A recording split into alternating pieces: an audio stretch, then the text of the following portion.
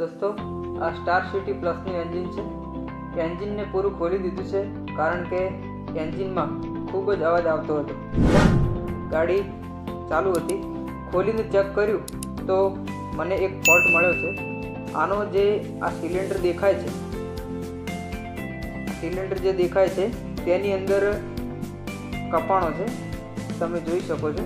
તેની અંદર બહુ જ મોટો કટ પડી ગયો છે અને એટલા માટે જ આ એન્જિનને ફરીથી ખોલવો પડ્યો છે. આના આગળ આ ગાડીનું એન્જિનનું કામ કોઈ જગ્યાએ થયેલ છે અને જો મિત્રો આ પિસ્ટનની અંદર જે કંપનીનું જે લોક આવે છે તે લોક કારીગર ભાઈએ બદલીને બીજો નાખેલ છે. આ સાઈડમાં કંપનીનું જ લોક છે જે બ્લેક ટાઈપનું દેખાય છે અને આ બાજુ જે લોક કારીગરે ફિટ કર્યો છે એ હું તમને બતાવું.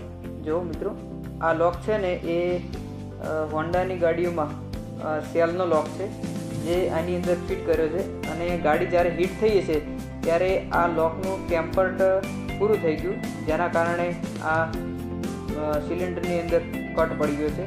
અને આમ એકદમ નોર્મલ નાની જ ભૂલ હતી, પરંતુ આ નાની ભૂલના કારણે પાછું એન્જિનને ખોલવું પડ્યું છે. તો મિત્રો, એન્જિન ફિટિંગ કરતી વખતે આવી નાની